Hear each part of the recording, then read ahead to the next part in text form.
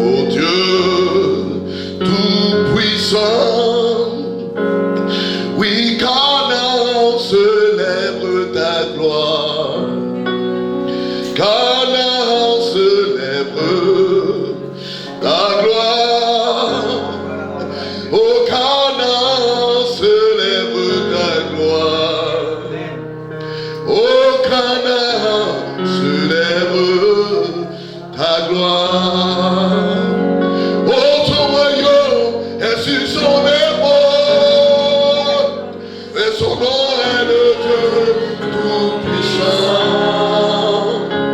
Merveilleux, conseilleux, le maître, il est roi, il est père. Oh, il est roi. Quand lui se déplace, il laisse pas son royaume dans le ciel. Amen. Quand un président voyage, il laisse son pays et il part. Derrière lui, on peut faire un coup d'état. Derrière lui, on peut le renverser.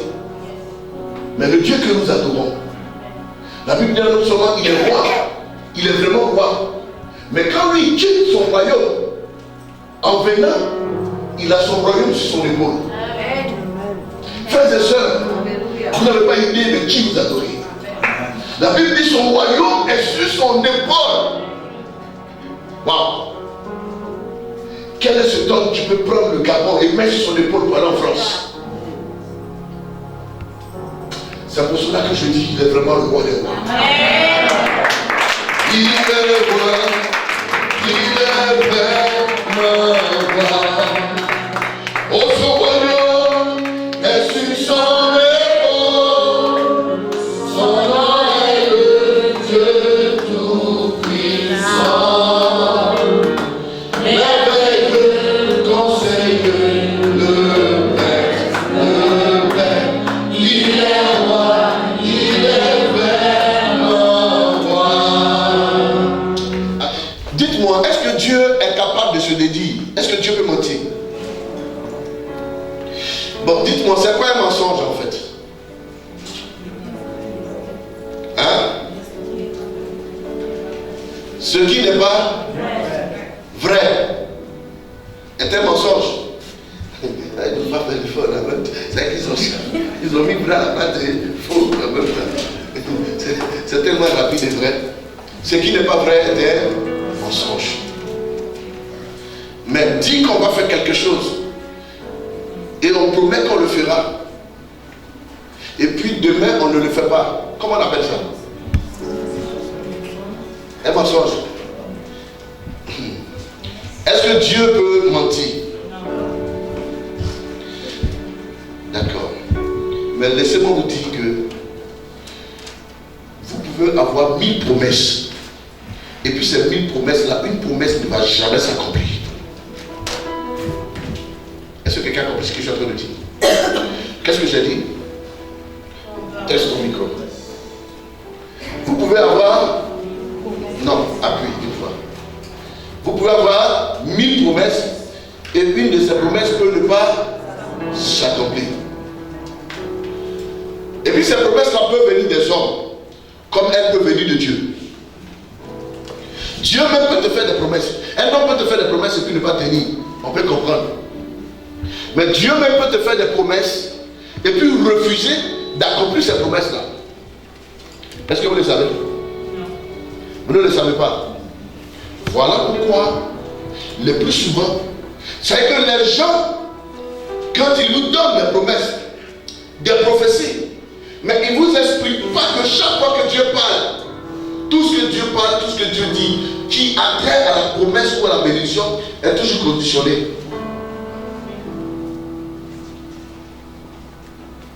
C'est pour cela que je vais vous dire que le cadeau n'existe pas.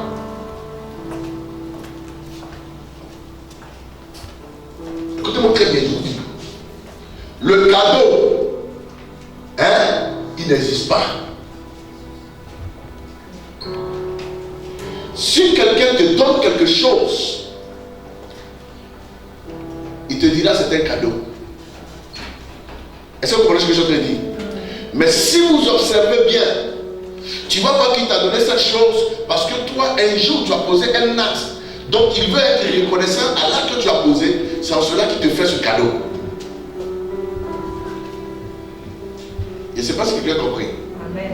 Même quelqu'un que tu ne connais pas dans la vie, ou dans la vie, en passant, tu enlèves 2 billets de 2000, tu lui donnes. Tu lui donnes ça parce que tu veux que Dieu te fasse grâce.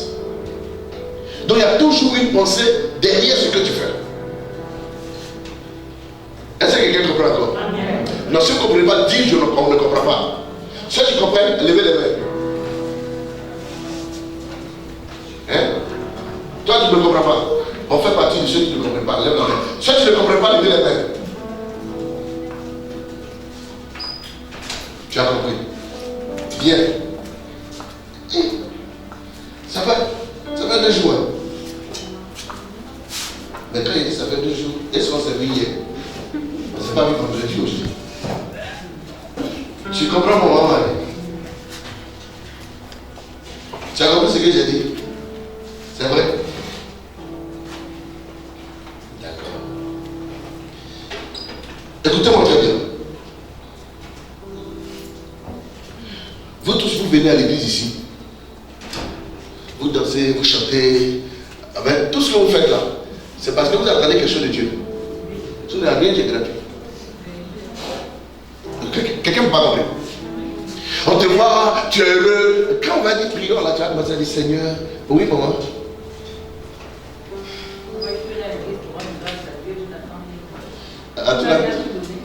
Mais voilà. C'est parce qu'il t'a donné que tu viens en grâce. Donc, ce que tu fais n'est pas cadeau. C'est pourquoi il dit c'est un acte de reconnaissance que tu fais. Mais c'est parce que tu reconnais qu'il t'a donné quelque chose. Mais là, dans ce contexte-là, peu aussi le font. Tu reconnais que c'est Dieu qui leur a donné et qui vient lui dire merci. Vous allez comprendre pourquoi je suis en train de vous expliquer ceci. Parce que nous constatons que dans nos églises, toutes les personnes qui sont dans nos églises ont tous reçu des prophéties, des promesses, mais elles ne voient pas ces choses s'accomplir, ces personnes. Mais c'est parce que quand on a fini de te dire que voilà ce que tu vas devenir, mais on ne te dit pas ce que tu dois faire pour que ce que tu vas devenir se mette en accomplissement. Amen. Alléluia. Amen. Prenons 1 Samuel le chapitre 2. Vous allez comprendre. Chapitre 2, versets 12 à 31. Les fils d'Élie étaient des hommes pervers qui ne connaissaient point l'Éternel. Et voici quelle était la manière d'agir de ces sacrificateurs à l'égard du peuple. Lorsque quelqu'un offrait un sacrifice, le serviteur du sacrificateur arrivait au moment où l'on faisait cuire la chair. Tenant à la main une fourchette à 3 dents, il piquait dans la chaudière, dans le chaudron, dans la marmite ou dans le pot. Et tout ce que la fourchette amenait, le sacrificateur le prenait pour lui. C'est ainsi qu'il agissait à l'égard de tous ceux d'Israël qui venaient à la Syrie. Même avant qu'on fît brûler la graisse, le serviteur du sacrificateur arrivait et disait à celui qui offrait le sacrifice, donne pour le sacrificateur de la chair à rôti. Il ne recevrait de toi point de chair cuite, c'est de la chair crue qu'il veut. Verset 16. Et si l'homme lui disait, quand aurait brûlé la graisse, tu prendras ce qui te plaira, le serviteur répondrait, non, tu donneras maintenant, sinon je prendrai de force. Sinon je prends de force. Ces jeunes gens se rendaient coupables devant l'Éternel d'un très grand péché. D'un très grand péché, parce qu'ils méprisaient les offrandes de l'Éternel. Samuel faisait service devant l'Éternel, le service devant l'Éternel, Et cet enfant était revêtu d'un éphod de lin. Sa mère lui faisait chaque année une petite robe. Écoutez ici. Samuel, le sacrificateur Samuel, le fils de Anne, c'est de lui qu'on parle. Vous comprenez? Les hommes de Dieu ou bien les enfants de Dieu qui pensent que pour servir Dieu, il faut avoir des bijoux à gauche et à droite. Ce grand serviteur qu'on parle de lui là, quand il était auprès de lui, il avait un manteau qu'on lui faisait. Et quand on venait lui donner, c'était pour 1 an. Après qu'on change. Est-ce que quelqu'un comprend? C'est 1 an après qu'on change ça. Continuons la lecture. Nous sommes au verset 19. Sa mère lui faisait chaque année une petite robe et la lui apportait en montant avec son mari pour offrir le sacrifice annuel. Oui. Élie bénit Elkana et sa femme en disant: que l'Éternel te fasse avoir des enfants de cette femme pour remplacer celui qu'elle a prêté à l'Éternel. Et ils s'en retournèrent chez eux. Lorsque l'Éternel eut visité Anne, elle devint enceinte et elle enfanta 3 fils et 2 filles. Et le jeune Samuel grandissait auprès de l'Éternel. Élie était fort, âgé et il apprit comment ses fils agissaient à l'égard de tout Israël. Il apprit aussi qu'il couchait avec les femmes qui semblaient à l'entrée de la tente d'assignation. Il leur dit: pourquoi faites-vous de telles choses? Car j'apprends de tout le peuple vos mauvaises actions. Non, mes enfants, ce que j'entends dire n'est pas bon. Vous faites pécher le peuple de l'Éternel. Si un homme pêche contre un autre homme, Dieu le jugera. Mais s'il pêche contre l'Éternel, qui intercédera pour lui? Et ils n'écoutèrent point la voix de leur père, car l'Éternel voulait les faire mourir. Vous avez compris ici? Amen. Est-ce que quelqu'un a compris ce qui s'est passé? La Bible dit qu'ils ont commencé à poser des actes ignobles, des actes de dépravation sexuelle, même dans l'église. Et quand le peuple alla pour dire à leur père que vos fils là, font des choses qui ne sont pas bien, la Bible dit le père partait dire à ses enfants que ce que j'entends dire de vous n'est pas bon, changez de vie. Et la Bible dit ils n'écoutaient pas leur père. Vous voyez, ils n'écoutaient pas leur père parce qu'ils ne voulaient plus. Non, parce que le péché atteint son paroxysme. Donc Dieu lui-même fait en sorte que les conseils de leur père, là, ça ne rentre pas. Ça veut dire que Dieu a commencé à endurcir leur cœur. Le plan de Dieu derrière ça, c'était pour les tuer. Est-ce que quelqu'un a compris ça? Quand vous lisez la Bible, vous ne faites pas beaucoup attention. Vous qui pensez que non, Dieu est bon, il est grand, il est amour. Non, Dieu a son côté obscur que vous ne connaissez pas. Quand je dis son côté obscur, c'est que son côté difficile.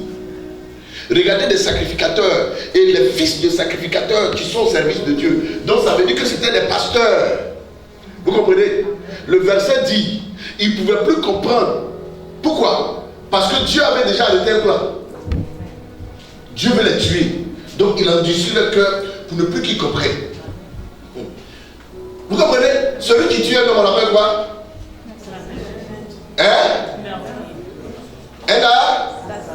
Dieu voulait les assassiner. Relis encore le cas bien comprendre. Vous chantez trop, Dieu est bon. Il faut qu'on vous dise que Dieu tue aussi. Pourquoi on ne peut pas vous dire ça? Moi, vous dit ça. Il faut filmer, c'est moi qui suis en train de parler. Lis.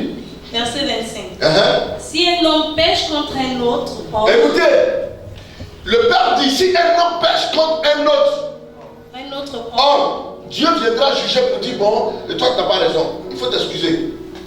Dieu viendra pour dire non, ambassadeur, pourquoi tu as fait ça à ton fils? Va lui demander pardon, même si tu es son père. Vous comprenez?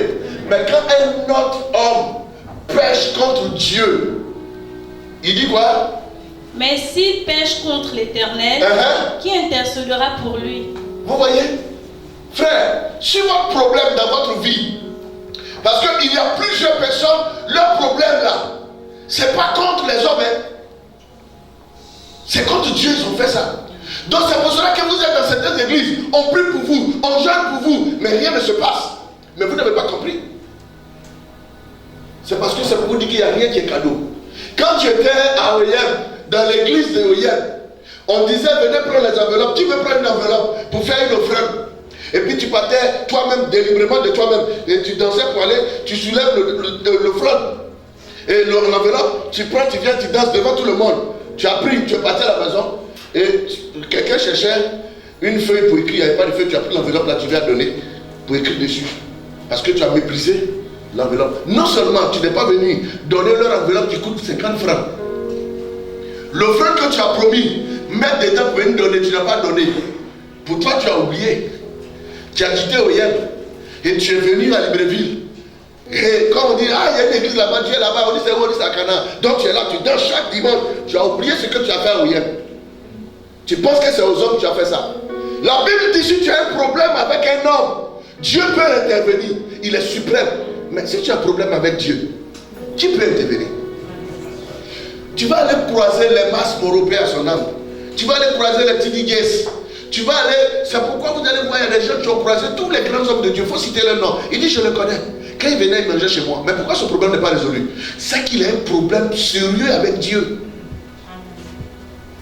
Quand vous voyez que des hommes de Dieu interviennent dans vos vies et que les choses ne changent pas, les choses ne bougent pas, les choses ne se transforment pas, frère, il faut t'interroger parce que ton problème est trop profond.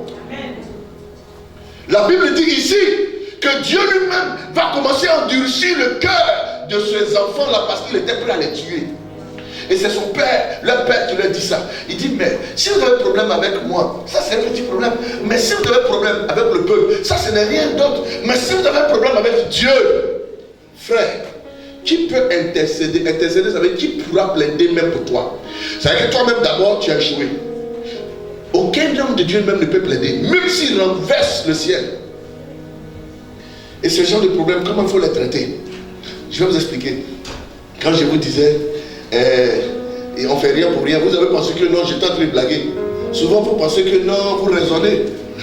Mais Dieu connaît votre cœur. Il y a ce qu'on dit du bout des lèvres, et puis il y a ce qu'on pense réellement dans le cœur.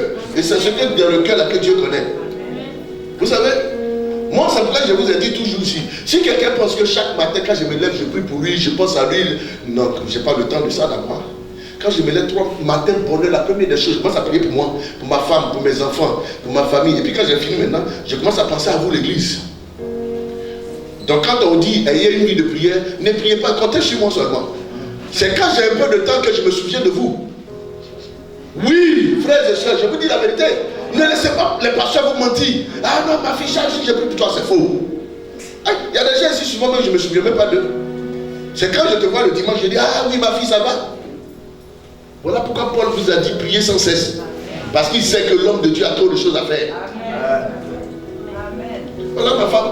Depuis une semaine, elle ne se sent pas bien. Tu penses qu'elle a laissé vous prier pour toi. Pourquoi? Non. Pourquoi même je vais la laisser bien prier? Pourquoi?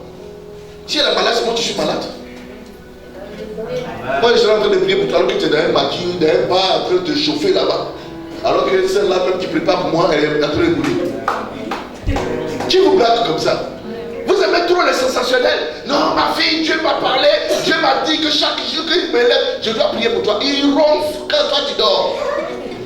Arrêtez de vous mentir. L'évangile, ce n'est pas le mensonge. Mais moi, je prie pour toi premièrement d'abord. Amen. Oui. Que le Seigneur te bénisse encore. Amen. Les gens n'aiment pas la vérité. Ils aiment bien le mensonge. C'est pourquoi il y a des marmailleurs qui vous attendent dans leur église. Ils vont vous faire ça dur. Comme c'est ce que vous aimez. Il faut remarquer les fidèles. Là où ils vont et puis on prend soin d'eux. Et puis, c'est qu'ils n'ont pas d'audience, ils n'ont pas de rendez-vous. Ils méprisent les lieux là. Mais là où ils s'en vont, ils font 1 mois, 2 mois. Ça me paie bien même si ils vont au Nigeria. Ils aiment des lieux où ils sont, c'est que des lieux inaccessibles.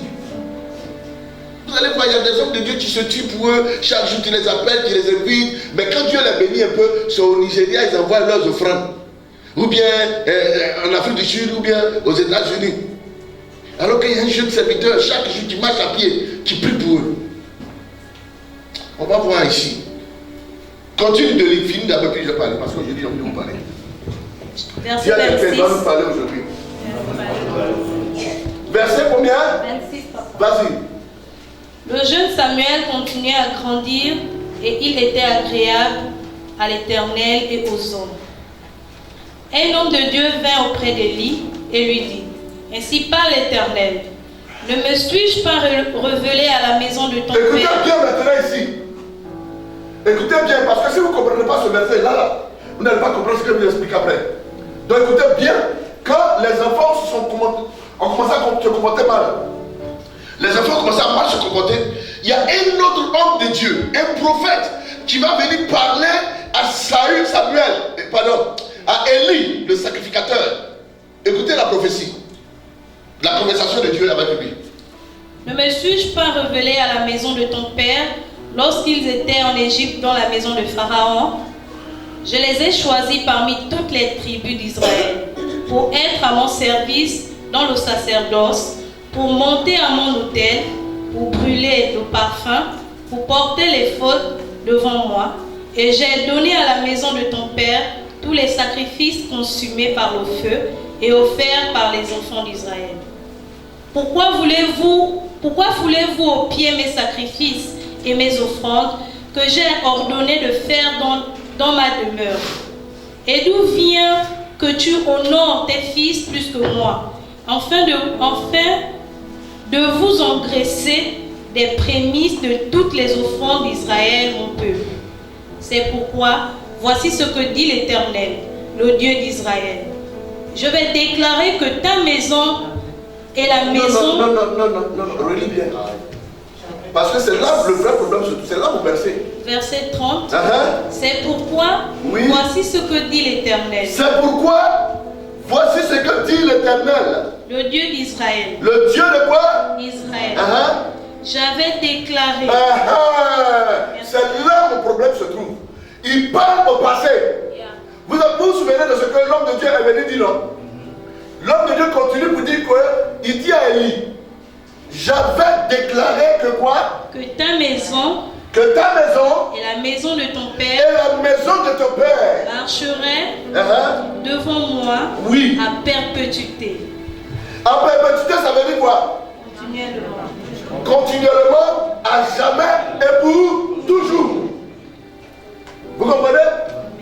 Et cette promesse voudrait tout simplement dire que c'est vous que j'ai choisi, à part vous, je ne choisirai personne d'autre. Donc c'est de votre famille. Si toi tu n'es pas là, c'est ton fils. Si ton fils n'est pas là, c'est ton fils. C'est le fils de ton fils. Le fils de ton fils, du fils de ton fils, du fils, du fils, du fils, jusqu'à perpétuité. Pourquoi? Ça veut dire que ça devenait un problème de royaume, ou bien un problème sacerdotal, un service sacerdotal et un service héréditaire. Vous comprenez? Donc, ça veut dire que quelqu'un d'autre qui n'est pas de cette famille ne peut pas exercer cela. Donc, si quelqu'un devrait exercer ce métier, il faut que la personne soit de la famille d'Aaron. Donc, Élie qui était le petit-fils d'Aaron. Donc, si Élie mourait, c'était Phiné et Ophni et Phiné qui devraient prendre la place de leur père Élie. Vous comprenez? Mais en la vérité, il se trouve que les deux ont déjà commencé à pécher contre Dieu et contre l'église et contre le peuple de Dieu. Vous voyez? Dieu maintenant vient vous parler. Il dit, j'avais dit. Ça veut dire que quand Dieu est en train de parler et puis te rappelle ton passé, c'est qu'il veut se dédier. Lis bien. J'avais déclaré que ta maison et la maison de ton père marcheraient devant moi à perpétuité. Et maintenant, dit l'Éternel, loin de moi, car j'honorerai celui qui m'honore. J'honorerai celui qui m'honore. Car maintenant, loin de moi. Écoutez, laissez-moi lire ça dans le livre, dans la Bible Matthieu, pour que vous compreniez bien. Écoutez encore. Vous allez vous asseoir, ne vous inquiétez pas. C'est pourquoi l'Éternel, le Dieu d'Israël, dit, j'avais dit certainement. Le mot certainement veut dire quoi? Certainement veut dire certain, quelque chose qui est sûr. J'avais dit assurément. Vous comprenez? Ça veut dire que ce que je suis en train de dire, ou bien ce que je vais faire, n'a rien à voir avec ce que j'avais dit au préalable. Parce qu'au préalable, j'avais dit que ce que j'ai promis, ça serait éternel. Mais ce que je vais dire maintenant là, ça va contredire ce que j'avais dit. Donc Dieu était sur le point de se dédier. Il dit, j'avais dit certainement que ta maison et la maison de ton père marcheraient devant moi éternellement. Mais, dis à quelqu'un mais. Dis avec Dieu même il y a le mais. Vous savez, quand vous êtes dans une église prophétique, tout ce qui se fait prophétiquement, répétez. Ça peut être banal, mais faites-le. Alléluia. C'est dans la banalité que Dieu surprend certaines personnes. La Bible dit Naaman le lépreux. On lui a dit d'aller se jeter dans l'eau 7 fois. Il a trouvé ça banal. Au point où il a comparé les eaux de chez lui aux eaux du Jourdain. Et il a trouvé que les eaux de chez lui étaient des eaux meilleures. Mais pourtant il s'est toujours lavé là-bas, il n'a pas trouvé guérison. Mais ce qu'il a banalisé là, quand il allait se jeter 7 fois dedans, il a trouvé la guérison. Dis à quelqu'un la guérison du Seigneur. Et la Bible dit, mais maintenant, l'Éternel dit, il ne sera pas dit que je fasse cela. Il ne sera pas dit que je fasse cela. Qui a compris le français? Qui a compris le français? Ça semble un peu un français courant, mais c'est un français compliqué qui est là.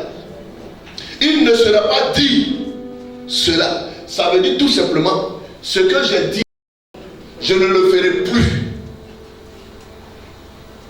Dans son français terre à terre, ça veut dire, je ne le ferai plus. C'est vrai, tu m'as entendu dire que je le ferai de façon éternelle. Mais là où on est arrivé, je ne le ferai plus. C'est là que souvent vous allez entendre certaines personnes, amène-moi où tu veux. Ça va aller, non? Mais c'est ce qu'il est en train de dire. Aux yeux de tout le monde, il a déclaré que c'est un service éternel à perpétuité.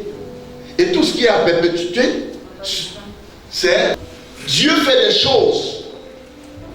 Vous pensez que ce que vous êtes en train de faire vient de vous, alors que c'est Dieu qui est en train de faire ça, parce qu'il a un autre plan. Quand vous remarquez dans cette histoire qu'on vient de lire, on parle d'une famille, d'un père et de ses 2 fils. Mais il y a une autre personne intrusée dans cette famille-là. Son rôle là-bas était quoi? Et pourquoi Dieu l'a amené là-bas? Faites vos bêtises. Mais Dieu a trouvé votre remplaçant. Amen. Alléluia. Amen. Dans la maison de Dieu, méprisez les choses de Dieu. Dieu a déjà trouvé votre remplaçant. C'est vous qui ne savez pas. Avant l'histoire que nous venons de lire, il y avait une personne qu'on appelait Elkanah qui avait 2 femmes. La première, Pénina, et la seconde, Anne. Et la Bible dit que Anne, que Elkanah aimait beaucoup, mais elle n'avait pas d'enfant. Vous comprenez? Elle était une femme stérile. Et chaque année, ça devrait aller à Siloé pour célébrer Dieu. Et il s'est trouvé qu'en cette année-là, Anne aussi est partie. Et la version de la prière de Anne va changer ce jour-là. Vous comprenez? Vous savez, Dieu a son besoin et toi aussi tu as ton besoin. Quand je vous ai dit Dieu ne fait rien cadeau là, vous allez comprendre cette affaire-là. Entre-temps, les enfants, Élie d'abord lui-même, il était déjà devenu vieux, il ne faisait plus le travail de Dieu correctement. Il va confier la responsabilité à ses 2 enfants, Phini et Ophni. Hein? Ophni et Phiné. Amen. Et il a confié le service du sacerdoce. Mais il se trouve que ces 2 enfants sont devenus des enfants pervers. Et ils ont commencé à pervertir le sacerdoce de Dieu. Qu'est-ce qu'ils font? Quand les gens sont en train de faire le sacrifice, comment le sacrifice se faisait avant? On prenait un animal, on tuait l'animal, en mettant les mains des gens, en vivant d'abord, on mettait les mains des gens dessus, confessant leur péché. Et puis ensuite, on prenait cet animal, soit on le gorgeait ou on le coupait en 2, ça dépend du sacrifice qu'on fait. Et puis, on faisait brûler la graisse. Vous comprenez? Maintenant, après, on met ça dans des grandes marmites pour faire bouillir. Et l'odeur monte. Et après, la chair, là, on partageait ça à des familles. Mais pendant que le sacrifice est en train de se faire, c'est-à-dire qu'ils n'ont même pas encore fini de faire la cérémonie. Fini, ils viennent prendre des fourchettes. Des vraies fourchettes, pas des petites fourchettes. Parce que c'est les grosses marmites. Donc il y a des fourchettes à trois dents. Comme souvent vous voyez le diable à ça tous les jours. Vous voyez, c'est ça, le diable, c'est une fourchette du diable, les bras sont les prêter. Vous voyez? Et ils viennent, ils piquent dedans le morceau qu'ils enlèvent là. Ils prennent, ils s'en vont chez eux à la maison pour aller donner à leur femme pour préparer. Dieu en avait marre. Dieu cherchait à arrêter son sacerdoce dans la famille. Mais Dieu ne savait pas qui choisir. Parce que il a déjà fait une promesse que c'est un service éternel. Vous comprenez? En même temps que Dieu voulait arrêter le travail de la famille d'Élie, c'est un souci pour lui, un besoin qu'il cherchait. Et en même temps, il s'est trouvé que Anne aussi était en train de prier Dieu pour dire au Seigneur, je n'ai pas d'enfant. Mais si tu me donnes un enfant que c'était mal, je le donnerai dans ta maison. Il te servira pour toujours. Hey. Quelqu'un n'a pas compris. Amen. Le besoin de Dieu, il a promis à une famille que le service pour le servir sera à perpétuité. Mais il s'est trouvé que le mal qu'a fait cette famille est tellement une abomination que tout le peuple décriait cela. Et cela a commencé à mener Dieu à regretter sa promesse. Vous ne savez pas que Dieu se répand? Vous ne savez pas que Dieu se répand? Oui. La repentance n'est pas seulement pour les hommes. Quand vous prenez Genèse 6:6, la Bible dit les hommes ont fait tellement de mal à Dieu que Dieu s'est repenti de les avoir créés. Se repentir, ça veut dire quoi? Regretter son acte et changer d'attitude. Et la Bible dit que Dieu donne un service à perpétuité à une famille. Mais il se trouve que cette famille a violé les lois, toutes les lois établies. Donc Dieu veut rejeter cette famille. Mais il faut trouver une personne pour remplacer cette famille. Alors que si dans ta famille, il n'y a pas de roi yoté, tu ne seras jamais roi. Avant c'est comme ça, ça y est. Chez nous au village, il y a une chaise qu'on appelle la chaise royale ou bien la chaise de la chefferie. On ne s'assoit pas dessus qui veut. Si tu n'es pas de la descendance du roi, tu ne seras jamais roi. Elkanah n'était pas sacrificateur. Anne non plus ne vient pas d'une famille de sacrificature. Mais Anne a fait une promesse à l'Éternel. Et l'Éternel a vu que, vous voyez, a vu que la demande de Anne était sincère. Anne a dit au Seigneur, si tu me donnes un fils et que c'est un garçon, ce fils-là, je te donnerai ce fils. Il sera dans ta maison. Et il sera à toi pour toujours. Aïe. Donc Anne vient d'amener une solution aux besoins de Dieu. Ma fille, tu as compris ça? Anne est en train de prier dans le sens du besoin de Dieu. Dieu avait besoin de remplacer à perpétuité une génération. Mais maintenant, il se trouve que Dieu ne trouvait pas. Et comme la prière de Anne répondait à l'aspiration de Dieu, Dieu va exaucer Anne pour lui donner cet enfant-là. Et Anne va prendre cet enfant pour aller le déposer auprès d'Élie. En temps normal, Samuel ne peut jamais devenir sacrificateur. Mais à cause du besoin profond de Dieu, par la prière de Anne, Samuel va aller apprendre la sacrificature aux côtés d'Élie. Pendant que les deux enfants continuaient de se pervertir dans la perversion, la Bible dit que Samuel grandissait et il était agréable à Dieu, il était agréable au peuple. Est-ce que vous comprenez? Amen. Ça veut dire que pendant que Dieu est en train de préparer allait faire mourir, il avait déjà trouvé le successeur. Amen. Frère, fais attention. Au moment où tu vas savoir que Dieu t'a remplacé déjà, c'est fini. Quand tu as l'occasion de te ressaisir de ces histoires. Beaucoup sont ici, leurs problèmes perdus, parce qu'ils ont problème pas avec les pasteurs, pas avec les hommes, mais avec Dieu. Et je prie le Seigneur que tu ne fais pas partie de ce peuple-là. Mais regardez ce qui me tombe. Quand Samuel a commencé à prier le Seigneur, bénir le Seigneur, et qu'il a commencé à être correct devant Dieu, Dieu a envoyé un prophète pour venir trouver Élie, et il dit à Élie, oh, merci Seigneur, alléluia. Ainsi m'a parlé l'Éternel. Élie, écoute la parole de Dieu.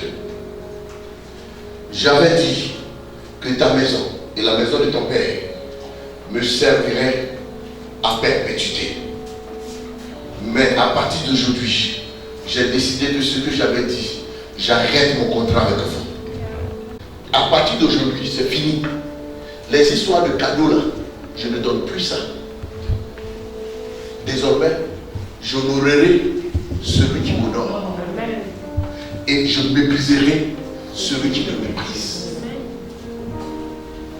Et quand je vais mépriser celui qui me méprise, ça va être le dernier mépris. Ça veut dire que je vais te mépriser jusqu'à ce que tu comprennes que tu es méprisé. Et à la fin, le prophète fait comprendre à Élie que non seulement lui va mourir, mais ses deux fils vont mourir le même jour.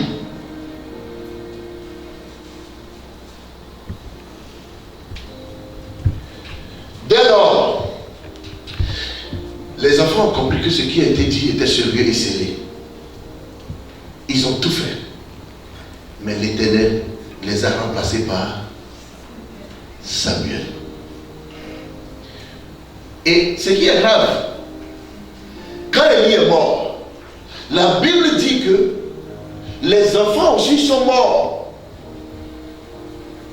Ils sont venus dire à la femme de l'homme que tes deux frères, tes deux maris sont morts. La Bible dit la femme a piqué une crise, elle aussi elle est morte. C'est que Dieu a exterminé toute la famille, de sorte que deux ne naissent pas encore un héritier.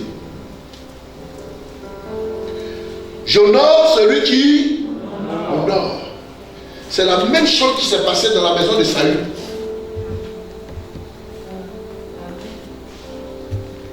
Quand Saül est mort et que David a pris le pouvoir, vous vous souvenez, David avait pour femme la fille de Saül. Vrai ou faux? Il s'est trouvé que Dieu a promis que désormais la royauté ne sera plus de la famille de Saül. Donc si David fait un enfant avec la fille de Saül, ça veut dire que la continuité du royaume de Saül se perpétue. Regardez ce que Dieu va faire. Dieu va permettre que David prenne l'âge chez les Philistins. Quand il va prendre l'âge chez les Philistins en venant, la Bible dit à chaque 6 pas, on tuait un veau et on tuait un bélier. Et David était tellement content que David a dansé jusqu'à ce qu'il se découvre.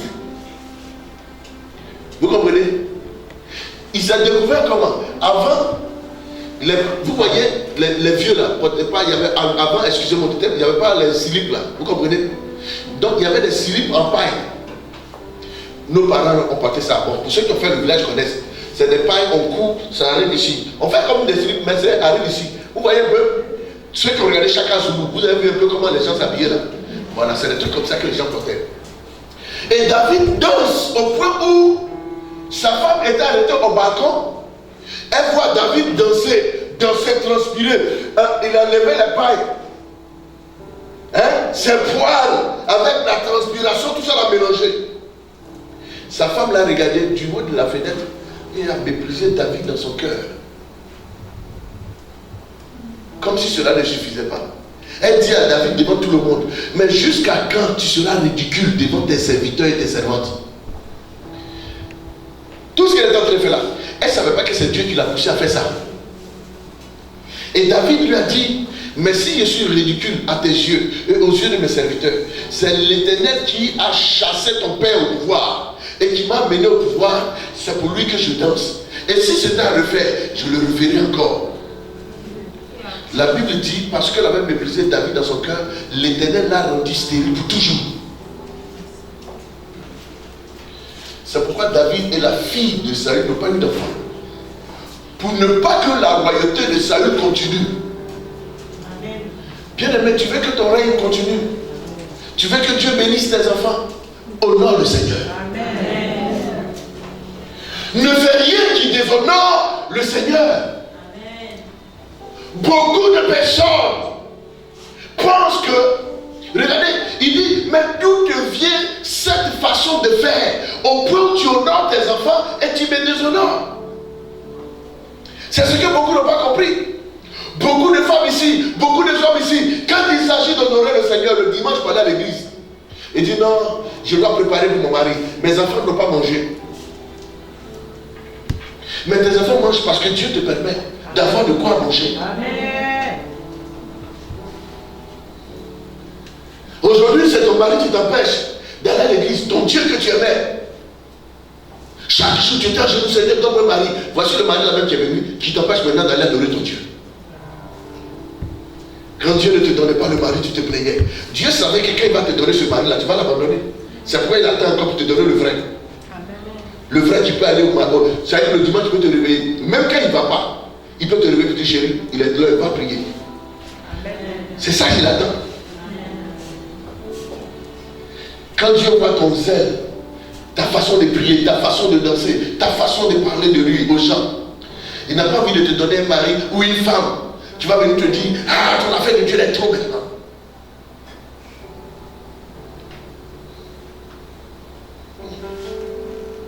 Et l'Éternel dit quoi? J'honorerai celui qui... Donc il met maintenant la phrase au futur. Désormais j'honorerai celui qui m'honore. Ça veut dire que tous ceux dans le futur, donc cette phrase te concerne aussi. C'est pas que c'est une affaire qui est passée depuis le temps de vie. Non, c'est un autre acte. C'est une phrase qui est de l'actualité. Il dit désormais j'honorerai celui qui m'honore. Mais celui qui me méprise sera aussi méprisé. Ah non, je vais faire Dieu amour, il va me pardonner. Oui, je t'encourage, fais le bien. Tu vas sentir ça. Il n'y a pas quelqu'un qui est plus rancunier que Dieu. Est-ce que vous connaissez Dieu? Quand je prêche comme ça, souvent les gens n'aiment pas entendre ça. Oh. Vous blaguez, hein? Vous connaissez Dieu? Dieu est rancunier. Et puis il est jaloux encore pour mettre dessus. Vous ne savez pas? Dieu est très rancunier. Regardez, chaque fois qu'Israël fait quelque chose, il leur rappelle. Il dit, mais c'est moi qui ai fait sortir vos pères de la servitude dans le pays d'Égypte. Bon, ça n'a pas à voir avec les jeunes gens qui sont là aujourd'hui. Non, mais il leur rappelle ce qu'il a fait. Dieu pour lui ne reste pas à l'étranger. Il va toujours te rappeler. C'est toi qui fais, tu oublies. Mais lui n'oublie pas. Souvent tu es là, tu es en train de danser comme ça. Tout le monde est content, le pasteur est content. Il dit, hey, ma fille elle danse, elle aime le Seigneur. Alors que le Seigneur est arrêté là-bas et puis il se voit, il dit, regarde celle-là. Et il voit Gabriel, il dit, mais tu la vois. Elle ne sait même pas que je l'attends au tournant. Elle va danser. Ne lui donne rien, Gabriel. Celle qui est derrière, il faut lui donner. Celle qui est à côté, il faut lui donner. Mais elle ne faut rien lui donner. Oui!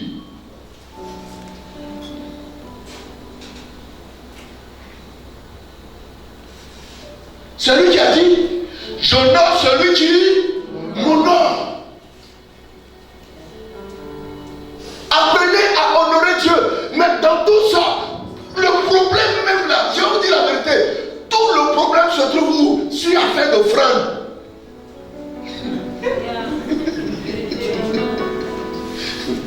Vous blaguez, hein? vous pensez que, mais maman Karine, tout ce qu'on a lu là, verset là, ils ont fait quoi? À part, ils ont couché avec les femmes là. Mais tout ce qu'on a lu là, c'était sur les offrandes seulement. Hein? La viande qu'ils prenaient, les sacrifices qu'ils prenaient, les offrandes qu'ils enlevaient, sans demander la permission, ils profanaient les offrandes de Dieu.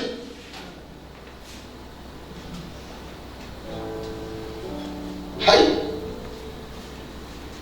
Mais vous pensez que quand vous partez adorer les féticheurs là, pourquoi ça fait mal à Dieu? Les autres pasteurs n'aiment pas parler de ça parce qu'ils se disent non, dès que vous parlez de santé, vous parlez d'argent. Mais pour le seul problème avec Dieu là, c'est rien d'autre. Je vous dis la vérité. Dieu là, c'est pas vos chansons, vos louanges, vos adorations, tout filmer les trucs là, et les musiciens qui viennent ça. Dieu s'en fout de ça, c'est pas de ça qu'il est question. Il va faire quoi avec tout ça? Vous pensez que quand vous venez vous danser, ça lui donne quoi? Rien. Il y a des anges qui louent le Seigneur matin, midi et soir. La Bible dit qu'il y a un groupe d'anges. Eux, ils sont là et chaque seconde, chaque tiers, ils prononcent c'est l'éternel. C'est l'éternel. C'est l'éternel. Avant que ton père et ta mère se connaissent pour te faire, pour que tu viennes au monde, ils étaient là, ils disaient c'est l'éternel. Tu es né, tu as eu des enfants, ils sont là, c'est l'éternel. Tu as travaillé, tu as là la retraite, ils sont là, c'est l'éternel. Il ne faut que glorifier Dieu chaque jour. Donc Dieu est célébré, Dieu est loué, Dieu est exalté, Dieu est honoré, Dieu est chaque jour proclamé.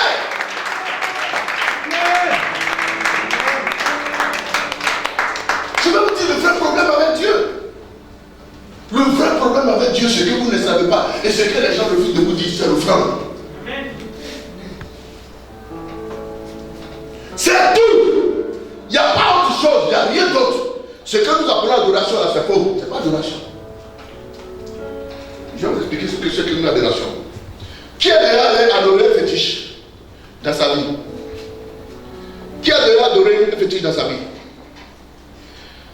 Que Dieu te bénisse. J'aime les hommes sincères. On est assis ici, donc vous tous, la personne est déjà allée adorer un fétiche dans son village, dans sa maison.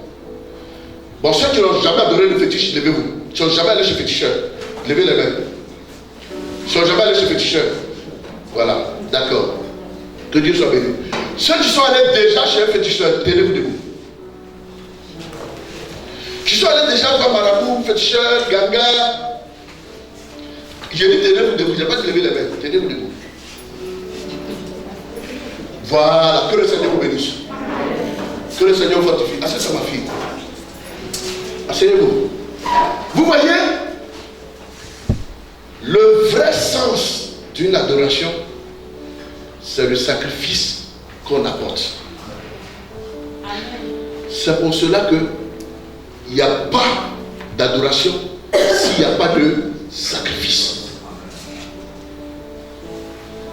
Est-ce que quelqu'un a compris ce que j'ai dit? C'est pour cela que la Bible dit, vous ne partirez point dans la maison de l'Éternel les mains vides.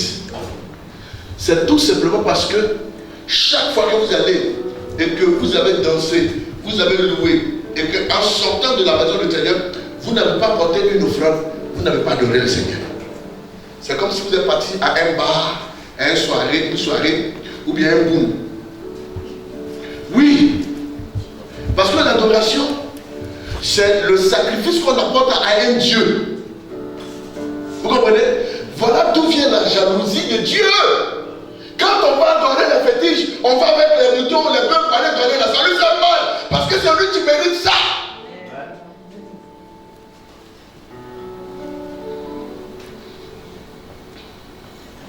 Je vais vous expliquer. Quand on aime quelqu'un, on lui apporte son sacrifice. C'est pour cela que Jean 3,16, car Dieu a tant aimé le monde, qu'il a donné son Fils unique, afin que quiconque croit ne périsse point, mais qui ait la vie éternelle. Quand l'amour atteint son paroxysme, il se transforme en cadeau. Amen. Mais la vérité, comme je vous avais dit, le cadeau n'existe pas. Parce que Dieu, en donnant son Fils, c'était pour vous racheter. Amen. Donc, il n'a pas donné son fils là cadeau. Il a donné son fils là pour avoir quelque chose en retour. C'est pour cela qu'on parle de rachat.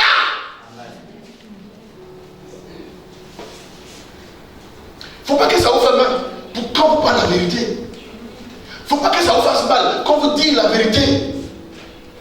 Quand Dieu dit, vous n'adorerez point d'autres dieux devant ma face, en un mot, vous ne donnerez point de sacrifice à un autre que moi.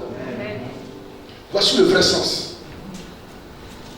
Le sens de votre adoration là, c'est le sacrifice que vous prenez pour aller.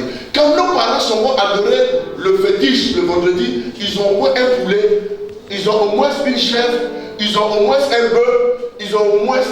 Oui!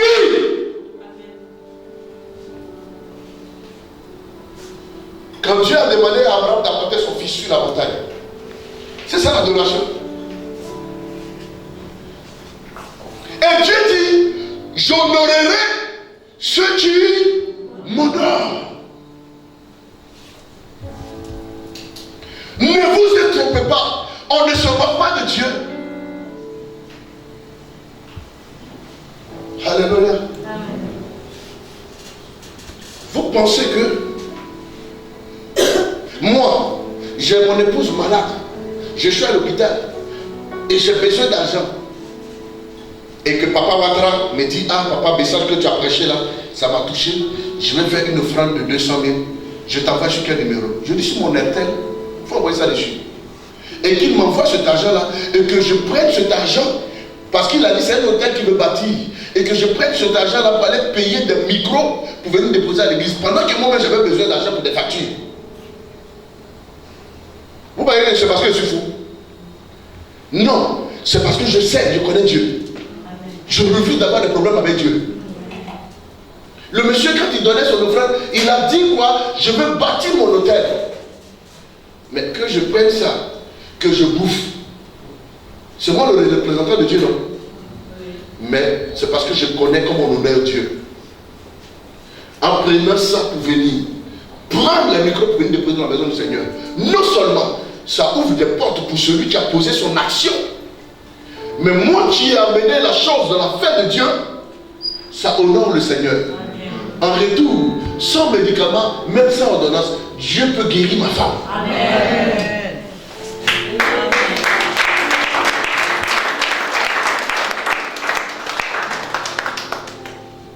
Écoutez-moi très bien. Les gens vous diront, Dieu n'a pas besoin de votre argent. C'est un message de séduction. Alléluia. C'est un message de séduction. Dieu a besoin de votre argent plus que vous-même. Pourquoi? Parce que vous comprendrez que tout ce qui est ici, papa, tu travailles à la SCG. Mon fils, tu travailles à la SCG. Tu travailles à la SCG. Bon, peut-être que lui il travaille là-bas. Tu travailles à la SCG. D'accord. Qui travaille à la SCG? Ah, d'accord.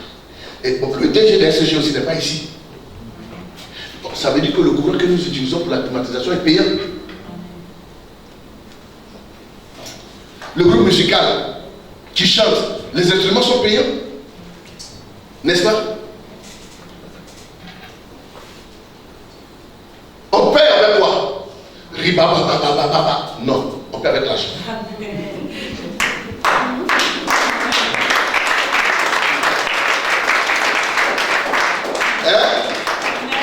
On paye avec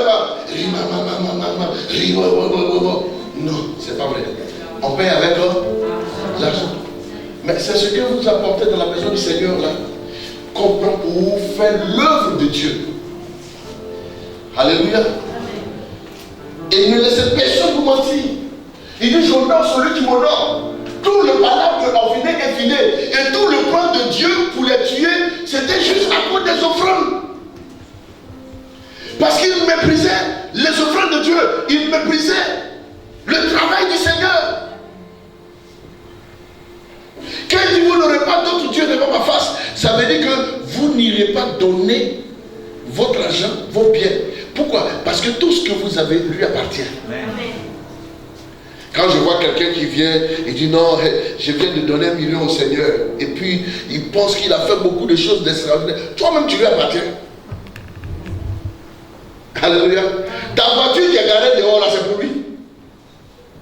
Ta maison, ton mari, ton terrain, tout cela lui appartient. Donc quand tu enlèves une petite partie pour aller lui donner là, ne crois pas que tu as fait quelque chose d'extraordinaire. Dis Seigneur, je te rends grâce de ce que tu me donnes chaque jour. Même si ce n'est pas beaucoup, mais donne-moi la force de te donner encore plus. Ne méprisez pas les choses de Dieu.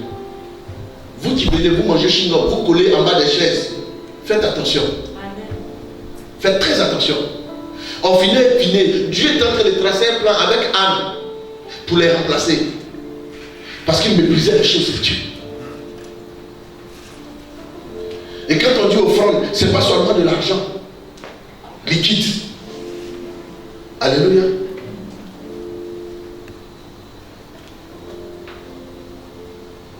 Ma fille est partie, elle a fait quoi? Elle a payé des micros pour venir déposer. Et puis les micros là sont dans la maison du Seigneur. Au lieu de prendre pour prêcher l'évangile, il y a campagne d'un député, et puis je prends les micros là. J'aimerais faire campagne de député. C'est déshonorer le Seigneur. Amen. Les choses de Dieu doivent rester dans la maison du Seigneur et on doit les honorer. Amen. Sachez honorer votre Dieu, frère. Sachez honorer votre Dieu. Si l'offrande n'était pas importante, le Seigneur ne serait pas venu mourir. Parce que quand il créait le ciel et la terre, il a donné son fils. On dit qu'il prononça une parole et la chose arriva. Vous croyez que Dieu ne peut pas prononcer une parole, vous tous vous allez vous convertir? Mais pourquoi il a accepté de donner son fils unique d'abord?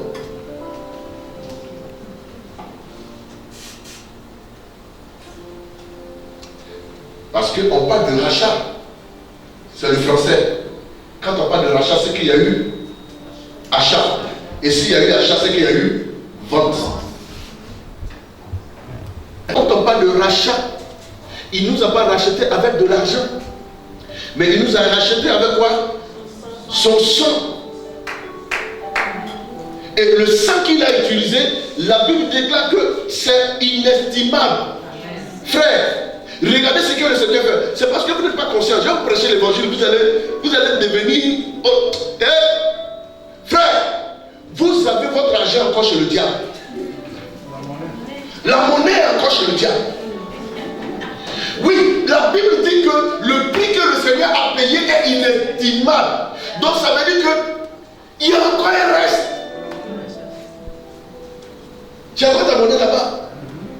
Alors que quand tu arrives chez un boutiquier et que tu as ta monnaie, tu peux lui dire donne mon argent, ou bien tu peux lui dire donne-moi la valeur de ce qui me reste. Je ne sais pas si quelqu'un a compris. Donc si tu es malade, que tu arrives, tu dis simplement bon, Satan, écoute, j'ai ma monnaie ici. Je suis venu prendre la guérison que tu m'as pris. Je suis venu prendre la libération de ma vie. Parce que le Seigneur m'a acheté un grand prix. Il y a encore. Alléluia. Amen. C'est comme un buffet ouvert. On dit le buffet coûte 15 000. Et puis le monsieur est venu d'amener les 15 000. Et puis tu arrives au buffet. Et puis, c'est que le buffet, tu peux manger jusqu'à ce que ça finisse dans le plat. Mais tu ne sais pas. Tu t'es servi un coup, tu allais t'asseoir. Tu as mangé, tu as fait, tu es encore là. Et puis tu ne sais pas qui tu peux aller encore. Tu as honte. Les gens te regardent, tu te dis, ah, ils vont dire, j'ai trop pris. Alors que le prix qu'on a payé là, tu dois manger à ta fête. Et tu dois manger jusqu'à ce que ça finisse dans les assiettes. Et c'est ton droit. Mais tu as pris un coup, et puis tu es assis, et tu as... Non, le buffet, il est ouvert, frère. Le Seigneur a payé le prix pour que tu sois guéri, pour que tu sois libéré, pour que tu sois prospère. Le buffet est ouvert. C'est pourquoi il dit, tout est accompli, Seigneur. Tout est accompli. Il n'y a plus rien à faire. Tant que ton dos te fait mal, tu peux aller au buffet de la guérison. Tu dis, bon, mon dos me fait mal. J'ai un bon. Allez, remboursez-moi la guérison. Mais qu'est-ce qui fait que vous avez toute cette force-là? C'est parce que le Seigneur a payé le prix par l'offrande. Lui-même, il ne blague pas avec. Donc, il ne peut pas laisser les gens blaguer avec ça dans sa maison. Il y a une chose sur laquelle je ne blague pas. C'est pourquoi Jésus a dit, si vous abandonnez le Seigneur, ce n'est pas un souci. Mais moi et ma maison, nous servirons le Seigneur. Il y a un groupe de pasteurs payés par des francs-maçons et des rosicruciens avec des écancars qui commencent à prêcher que non, on ne paye plus la dîme, on ne paye plus les offrandes, c'est fini. Que le sacrifice, Jésus l'a fait une fois pour tout et que personne ne doit faire de sacrifice encore. C'est un message diabolique. Et je défie quiconque. Il faut bien me filmer. C'est un message. Je ne vous ai pas entendu. Je n'ai pas compris. C'est un message. Vous savez, le plan du diable, le diable sait que chaque fois que vous servez le Seigneur avec vos biens, le Seigneur vous est redevable. Parce qu'il n'y a rien qui est gratuit. Amen. Donc le diable veut détruire la puissance du sacrifice dans la maison de l'Éternel. Si le sacrifice était fini, pourquoi le Seigneur a-t-il dit dans sa parole, si quelqu'un veut me suivre, qu'il se charge de sa propre croix? Parce que nous savons que la croix du Seigneur c'était pour sauver le monde, pour pardonner tous les péchés. Donc sa croix seule nous suffit, n'est-ce pas? Mais pourquoi lui-même réclame que chacun porte sa propre croix? C'est pourquoi cette croix-là? Sa propre croix, ça veut dire quoi? Alors que la croix est symbole de quoi? Du sacrifice. Le Seigneur voudrait dire aux hommes qui n'ont pas compris, je m'en vais mourir à la croix. Ça c'est ma croix. Et cette croix-là, c'est pour que vous ayez le salut. Cette croix-là, c'est pour que vous ayez le billet pour votre salut. Mais si quelqu'un veut me suivre, qu'il se charge de sa propre croix. Sa croix de faire quoi? S'il veut manger, qu'il travaille. Amen. S'il veut se marier, qu'il paye la dot. Amen. S'il veut voyager, qu'il paye son billet. Amen. La croix pour dire que si vous voulez quelque chose, vous avez votre sacrifice à vous-même à poser. Amen. Moi, ma croix, c'est mon sacrifice, je me vais poser. Et celui-là, c'est pour que vous rentrez dans le paradis. Amen. Mais ici-bas, même quand vous me suivez, vous serez toujours confronté au sacrifice. C'est ce qu'il est en train de dire. Amen. Et c'est ce qu'on appelle le sacrifice individuel. Amen. Frère, même si vous êtes jumeaux, le sacrifice il est individuel. Amen. Parce qu'une chaussure pour deux personnes. Le jour où je vais pour aller voir ma fiancée, je dis non, il faut que moi je porte la chaussure. C'est le jour où toi tu as programmé d'aller voir ta fiancée et c'est ce que tu veux porter. Il va voir quoi? C'est pourquoi chez nous il y a un proverbe qui dit Oniwa Kinewadi. C'est-à-dire que si l'enfant de ta mère a cherché, toi aussi il faut chercher pour toi. Amen. Oniwa Kinewadi.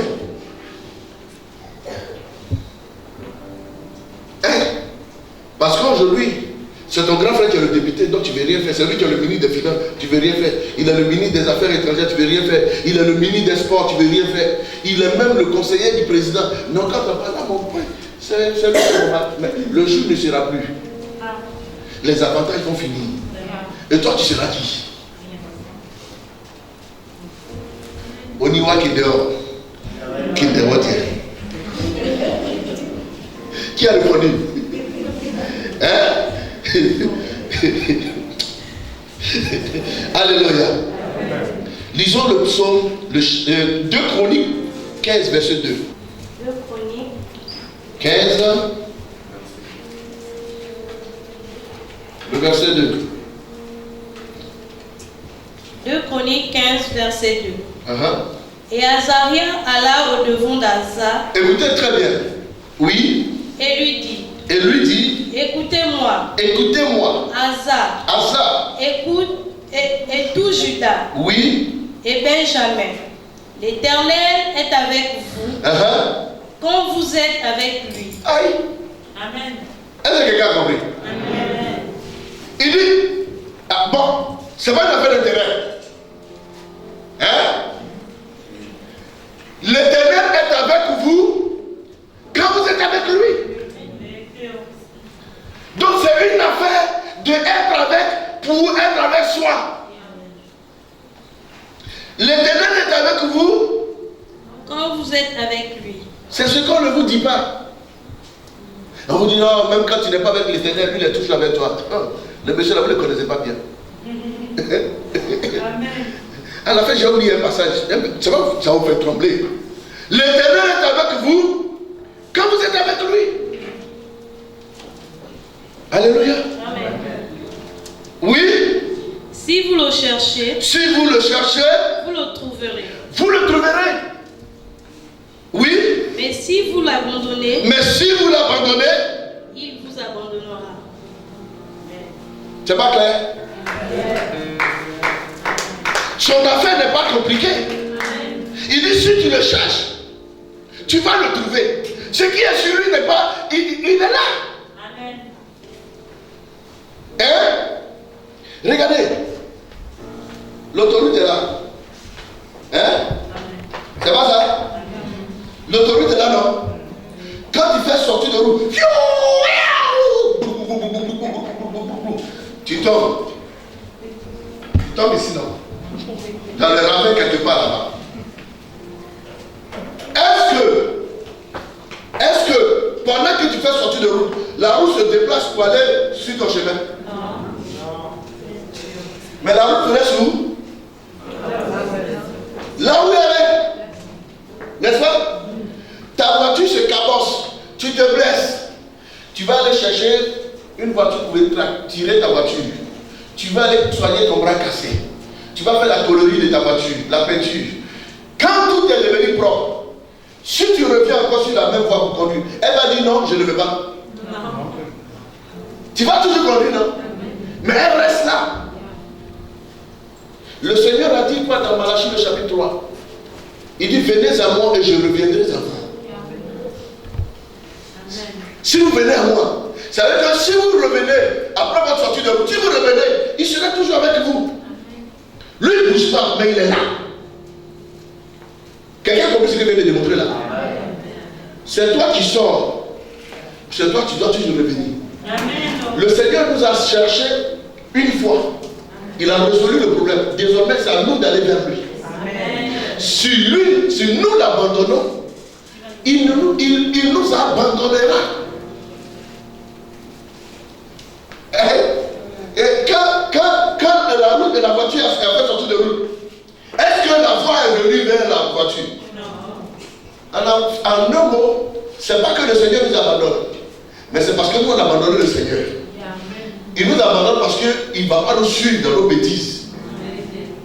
Est-ce que vous comprenez? C'est pourquoi il dit je vous abandonnerai si vous m'abandonnez.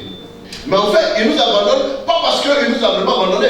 Il nous abandonne parce que nous l'avons abandonné et que lui il est resté toujours dans sa position. Amen. Si maintenant que nous, après avoir fait nos gourous, nos rara, si on sait et on comprend que non, on doit retourner à l'Éternel, si on revient, il nous accepte toujours. Amen. Vous voyez moi le passage là. Et Azaria alla au-devant d'Asa. Oui. Et lui dit. Écoutez-moi. Asa et tout Juda. Et Benjamin. L'Éternel est avec vous. L'Éternel est avec vous. Ça là, c'est sans doute. On ne peut pas cacher ça. On ne peut pas dissimuler ça. On ne peut pas douter de ça. Il est avec vous. Ça, nous, on le reconnaît. Mais pardon? Quand vous êtes avec lui. Oui, quand vous êtes avec lui. Mais si vous le cherchez, vous le trouverez. Vous le trouverez. Donc, vous voyez, il est conditionné par si. Vous ne cherchez pas le Seigneur. C'est vous qui vous plaignez. Les mardis, on enseigne ici, tu ne viens pas. Les jeudis, on enseigne ici, tu ne viens pas. Les dimanches, c'est un dimanche sur 20. Tu ne cherches pas Dieu. Mais chaque matin, tu cherches l'argent. Chaque matin, tu cherches l'argent. Alors que c'est Dieu qui donne l'argent. pour l'argent, papa, on va pas aider. Hein? Oh. Hein? Yeah. Hey.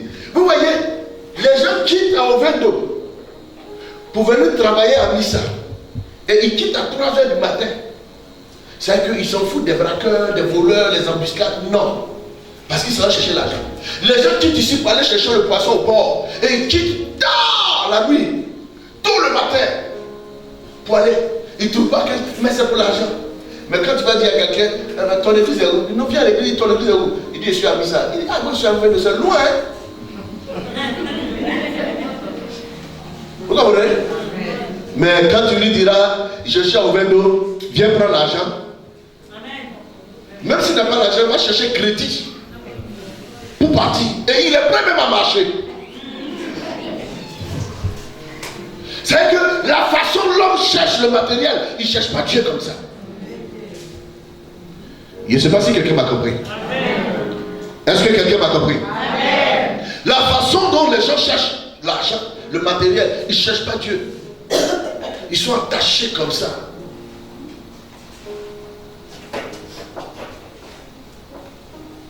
Il faut voir la soeur. Chaque jour que Dieu fait, elle fait tout pour que le frère le voie. Le frère ne s'occupe même pas d'elle. Mais elle fait tout. Le frère regarde comme ça. Elle vient passer devant. Dès qu'elle passe, elle soulève sa robe. Elle dit son patron. Tout ça pour que le frère la voie. Frère, si tu faisais ça pour Dieu, tu te comportais comme ça devant Dieu. Il y a longtemps, Dieu aurait touché le cœur de ce frère. Parce que Dieu honore celui qui l'honore. Cherchez à honorer Dieu. Alléluia. Amen.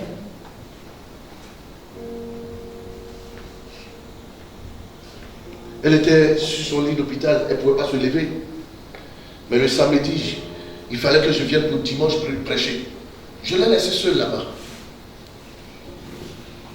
Parce que je sais que celui que je viens pour honorer le dimanche là, était non seulement ici, mais il était aussi encore là-bas.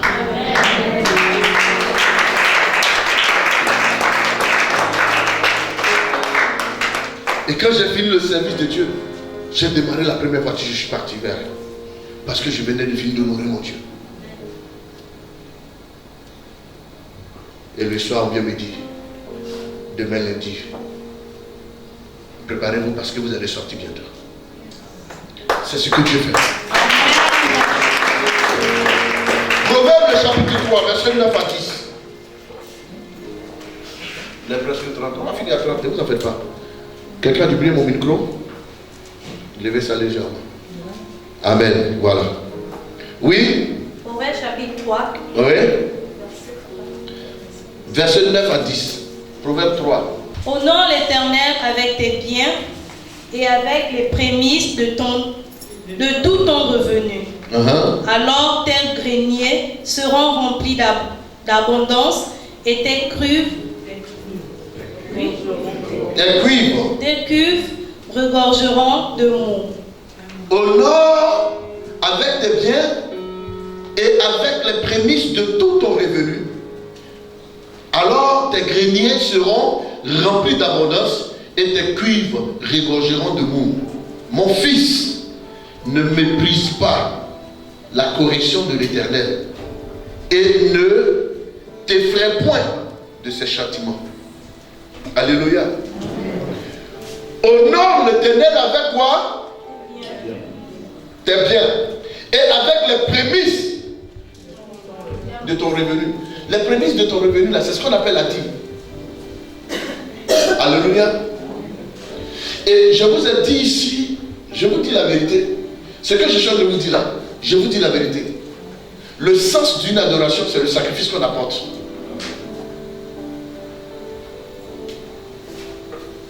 Alléluia. Le sens d'un sacrifice et d'une adoration, c'est le sacrifice qu'on apporte. Dimanche prochain, j'aurai un enseignement très fort ici. La suite de ça. Amen. Amen. Et on va comprendre que Dieu peut vous donner son aval dans ce que vous voulez faire. Et puis vous allez échouer. Oui, Dieu peut vous montrer, Dieu même peut vous dire, mon fils, le poste là est pour toi. Je vais te donner ça cette année. Et puis cette année-là, tu n'auras pas ça. Ça ne fait pas de lui un menteur. Mais il y a des principes que tu dois connaître. Amen. Pour que Dieu agisse dans ta vie. Amen. Est-ce que quelqu'un a compris? Amen. Il y a des choses que vous devrez savoir. Ésaïe, le chapitre 29, verset 13. Sois sincère avec Dieu. Alléluia. Parce qu'il connaît ton cœur. Soyez sincère avec Dieu, bien-aimé. Beaucoup de personnes sont venues, ils se sont mis à genoux. Alléluia. Il y a une histoire là. Il y a un monsieur et sa femme. Ils avaient. Je vais revenir dessus. Je suis en train d'expliquer une histoire d'abord. Lui et sa femme, ils sont allés prier. C'est-à-dire qu'ils avaient de l'argent qui était bloqué. Plus de 300 millions. Hein? Et puis pendant qu'ils étaient en train de prier, le monsieur dit, un homme leur avait dit que non, si vous faites des promesses à Dieu, ça active Dieu pour vous agir dans vos vies.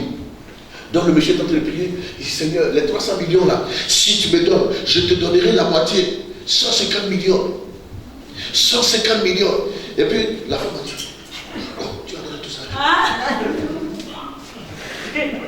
Et puis le mari dit à sa femme, je vais blague.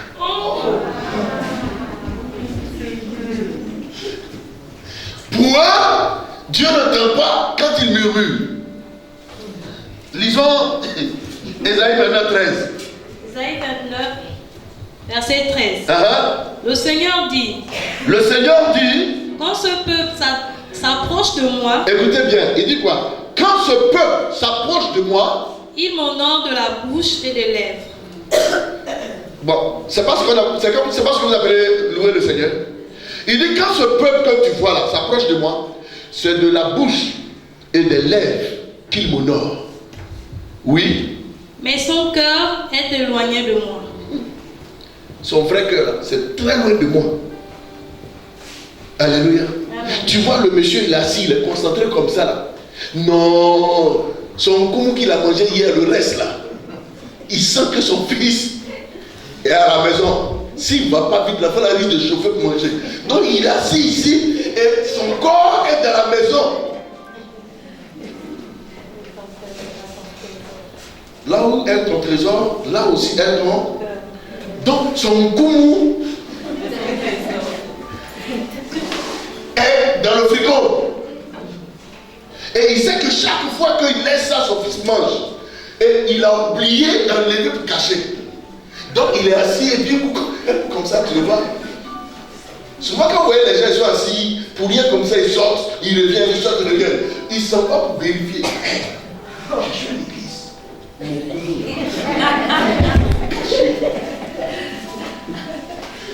Alléluia. Ma mère, mon commune que tu as mis là, il ne faut pas que maman caille tout ça. Vous savez, le commune de Konya là, c'est vraiment le vrai commune. Vous pensez que je n'allais pas sortir le mot?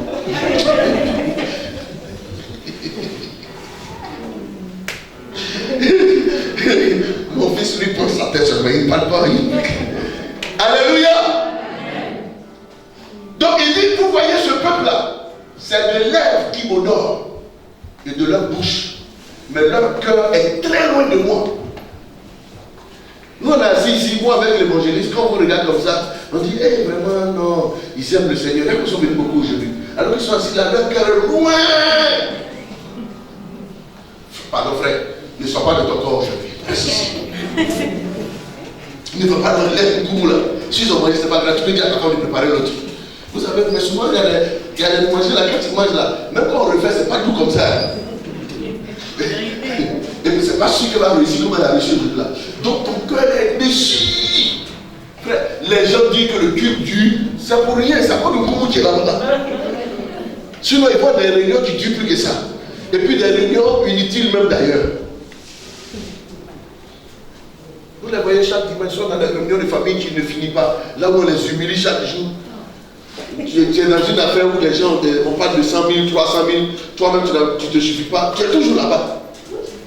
On cotise, tu ne cotises pas. Quand on te critique jusqu'à on t'humilie, jusqu'à tes propres frères, tes propres amis. Et tu es toujours là. Sortez de ces choses-là. Ici, au moins, on vous honore. Quand vous venez vous déposer vos 25 francs, qui a vu, qui n'a pas vu? Dieu a vu, il connaît. Mais là-bas, là, on vient, et puis il y a toujours quelqu'un qui va vous mépriser dans cette réunion-là. C'est-à-dire que chacun va parler, dès que tu lèves la bouche, attends, c'est pas quoi ton tour. Pourtant, elle a parlé au moins 15 fois. Personne n'a parlé. Mais dès que. Attends. Il est en train de parler, tu parles pourquoi? Parce qu'on sait que tu vas bavarder. Les 100 000 quand il faut payer là, tu ne pourras pas payer. Donc quand on parle, il faut que tu t'aies. Oui, les gens aiment où on les méprise. Mais refusez cela au nom de Jésus. J'ai lu combien? Ésaïe combien? 29. Verset? Lis-moi ça. Le Seigneur dit. Le Seigneur dit. Quand ce peuple s'approche de moi. Quand ce peuple s'approche de moi. Il m'honore de la bouche et de lèvres. Bien-aimé, honorer le Seigneur, c'est pas de venir dans la maison de Dieu. C'est pas de chanter. Il faut être sincère avec Dieu. Amen. Comment tu peux venir tu es assis à l'église, ton téléphone sort, tu prends, tu sors, tu vas décrocher. Tu cherches quoi? C'est quoi qui est encore important quand tu es dans la maison de Dieu? Il y a quoi encore important? Regardez les hommes, ils savent honorer leur président. Un ministre dans la présence de son président, même s'il a envie de pisser sur lui, il ne lève pas. C'est pourquoi ils prennent des précautions pour les 4 heures de temps qu'ils vont faire. Oui! Et le président est assis dans la salle. C'est maintenant toi le ministre, tu viens en retard. Vous avez déjà vu ça? Il n'y a même pas un prophète qui avait prophétisé que tu seras renvoyé. Toi-même tu es ton prophète, tu sais que ce qu'elle vient de faire là, tu es renvoyé. Oui, quand Hector a pris la fédération, le jour de la première réunion, quand il est venu, la personne qui est venue en retard là, vous savez ce qui s'est passé? Il a renvoyé non seulement la personne, le gardien, le portier qui a ouvert la porte à cet homme-là, il l'a renvoyé aussi. Oui, mais lisez, suivez les actualités. Qui est au courant de ça? Qui sait ça? Tu as su ça? Tu as su ça? Le monsieur est venu en retard, un administrateur, à 11h. C'est-à-dire que le portier l'a laissé rentrer. Quand il dit, toi tu es renvoyé, sors. Il allait demander au portier, qui lui a ouvert la porte? Il dit, c'est moi, tu es renvoyé aussi. Oui. Quand on est venu pour changer les choses, c'est comme ça se passe. Et si un homme peut agir comme ça, vous voyez Dieu. Vous voyez Dieu, hein? C'est-à-dire que Dieu là, il ne te parle pas, mais tu es là, tu tournes en bourrique. Et puis, fais comme il ne te voit pas. Tu pleures jusqu'à. Tu te consoles toi seul. Tu dors un peu, tu te réveilles. Tu reviens encore dessus. Il fait comme il ne voit pas. Et puis, il parle à côté de toi. Il bénit quelqu'un à côté de toi. Et il bénit quelqu'un à côté. Allons-y vite, on va finir à 11h30. Mais son cœur est éloigné de moi. Son cœur est éloigné de moi, oui. Et la crainte qu'il a de moi n'est qu'un précepte de tradition humaine. Vous comprenez? La crainte qu'il a de moi, c'est un précepte de tradition humaine. Vous comprenez? Ils sont habitués, c'est leur tradition. Tous les jours, il fait comme. C'est-à-dire que le téléphone sonne, donnez-moi le téléphone là-bas. Non, toi, toi là. Quand son téléphone sonne, regardez, il dit la crainte, relis-moi là. Hein? Il dit, mais son cœur est éloigné de moi. Et la crainte qu'il a de moi. La crainte qu'il a de moi. N'est qu'un précepte de tradition humaine. Est un précepte de tradition humaine. Je vous explique ce que ça veut dire. Peut-être que vous comprenez, mais vous ne comprenez pas bien. Quand tu es là, tu es assis là, tu fais comme tu aimes le Seigneur. Et puis ton téléphone sonne, tu fais comme ça.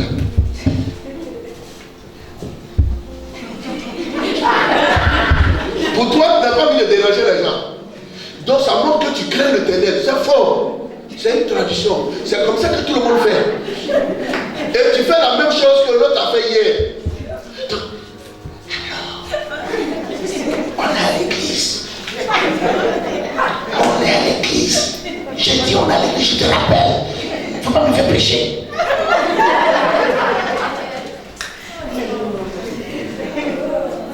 Comme s'il craignait le Seigneur. Et il dit ce qu'ils ont l'habitude de faire. Quand vous les voyez, on dirait des hommes sobres, des hommes respectueux. C'est faux. C'est pas de la crainte. Quand tu crains Dieu, ton téléphone sort, tu ne regardes même pas ça. Un ministre va décrocher son téléphone dans la présence du président. Ça se fait. Tu ne peux pas voir ça. Jusqu'à ta mort, tu ne verras jamais ça. Et si jamais il le fait, franchement, peut-être que c'est dans les divers. Le monsieur est dans son sérieux conseil des ministres. D'abord, même avant que tu ne rentres, même ton téléphone est confisqué. Il y a des... Oui, c'est ce que sont fait. Merci. C'est pourquoi vivez dans les grands milieux, faites des grands milieux, comme nous autres là. Alléluia. Mangez. Oui, moi je suis dans les grands milieux. Moi je parle avec Dieu. Amen. Amen. Ou bien vous pensez que Dieu ne voulait parler de qui?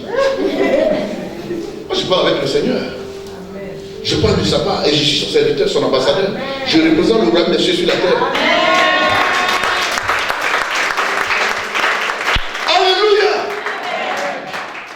Ce peuple que vous voyez, c'est Dieu qui parle aux gens, il parle à ses prophètes.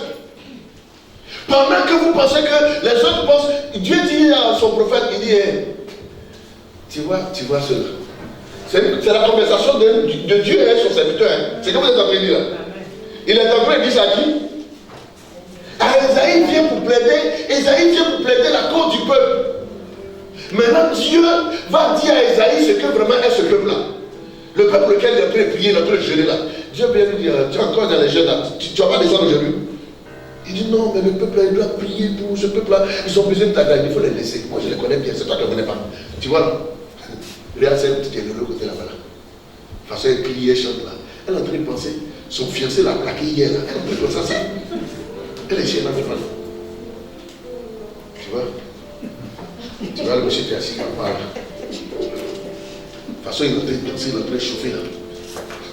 Il y a quelqu'un qui lui a confié, qui a demandé un parfum, il est en train de chercher à savoir si le monsieur est venu, il n'est pas encore arrivé. Donc, et c'est comme ça que Dieu est en train de parler de ce peuple-là.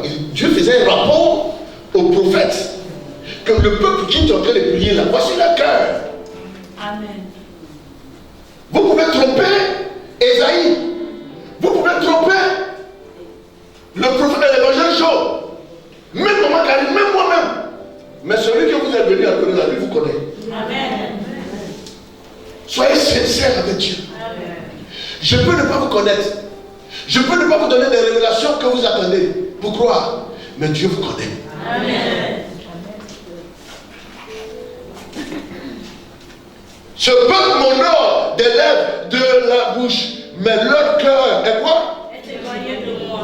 Est éloigné de moi. C'est moi qui ai dit ça? Non. De toute façon, tu es assise là, ou tu es assis là. Si tu es avec Dieu, Dieu sait. Si tu n'es pas avec lui aussi, il sait. C'est pas pour pouvoir tu es en train de tromper.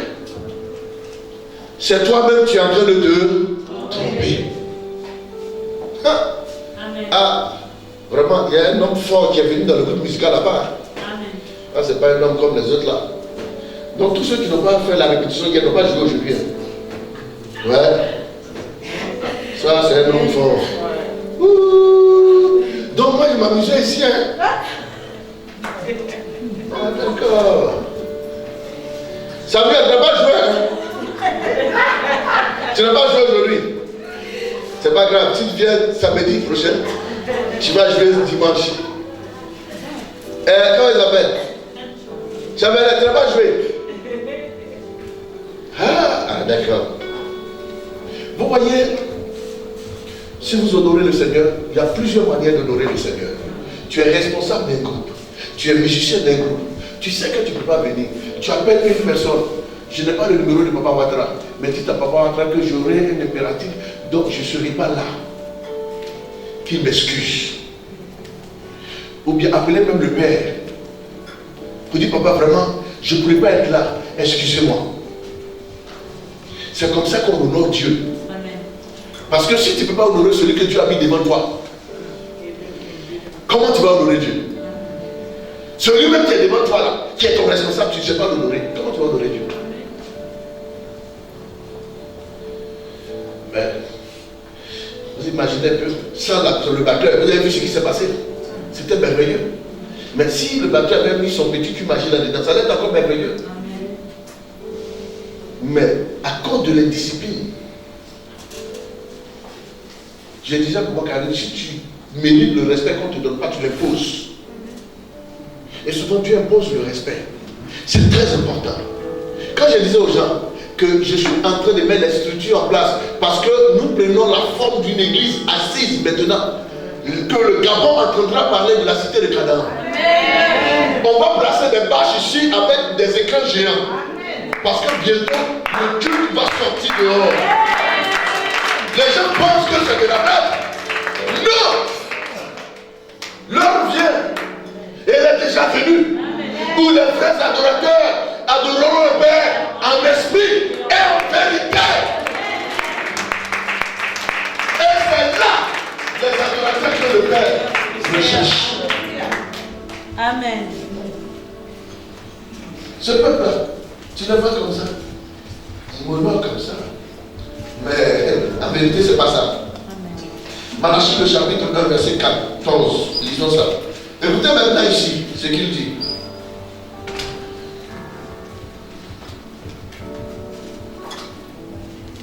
Malachie 1, verset 14. Malachie chapitre 1, verset 14. Uh-huh. Maudit soit le trompeur qui a dans son troupeau un mâle et qui voue et sacrifie au Seigneur une bête chétive. Maudit soit qui? Maudit soit le trompeur. Le trompeur. Qui a dans son... Dans notre version, dit maudit soit le voleur. Qui a quoi? Dans son troupeau. Un mâle. Un mâle. Et qui voue et sacrifie au Seigneur une bête chétive. Et sacrifie au Seigneur une bête chétive. Hein? Car je suis un grand roi. Vous avez compris ça? Amen. Il dit quoi? Car je suis un grand roi. Il n'a pas dit il est un roi. Il est un grand roi. Et il dit quoi? Dit l'Éternel des armées. Et mon nom est redoutable parmi les nations. Amen. Le Seigneur est en train de dire que, vous voyez, quand il s'agit de m'honorer, dans leur troupeau, ils ont des bonnes vaches, des vraies brebis. Mais c'est les boiteux et les malades là qui préfèrent me donner. Alors que mon nom est grand dans les nations. Ça veut dire que si vous ne le célébrez pas ici, à Canaan, vous ne l'honorez pas ici. Mais quelque part, on l'honore. Amen. C'est Dieu qui est en train de parler. Amen. Donc Dieu est en train de vous dire que si vous refusez de l'honorer ici à Canaan, ça ne vous regarde. Mais lui, son nom est toujours honoré dans les nations. Amen. Amen. Pendant que toi, tu es en train de le saboter, il y a des gens qui sont prêts à mourir. On doit couper leur tête, la main liée comme ça. Oui, qui sont prêts dans les nations, dans les Arabies Saoudites. Il y a des gens qui sont prêts qu'on coupe leur tête pour le Seigneur. Il y a des gens qui sont prêts, on doit les tirer dessus pour le Seigneur. Et toi, on doit courir derrière toi chaque dimanche pour venir à l'église. Toi, tu as l'occasion de lire la Bible chaque jour. Même te promener avec la Bible dans le Gabon. Tu ne lis pas ta Bible. Il y a des gens, on les a retrouvés avec juste une portion de la Bible. On les a tués pour ça.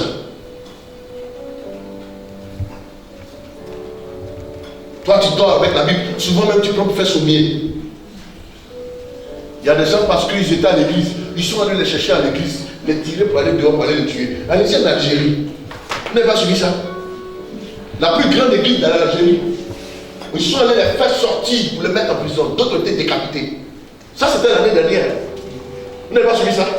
En France, il y a eu toute une conférence de tous les hommes de Dieu. Papa Karabil était là-bas pour dénoncer cela à la France. Vous avez l'occasion de prier le Seigneur. Vous avez même un groupe musical. Ici même, c'est ouvert 24 heures sur 24. On vous dit, vous pouvez prier chaque jour que vous voulez. Honorez le Seigneur. Le Seigneur vous honorera. Il connaît vos besoins. Il sait de quoi vous souffrez. S'il regarde, quel est le père qui regarde son fils en train de souffrir et refuse de l'aider? C'est qu'il y a un problème. Il y a un problème.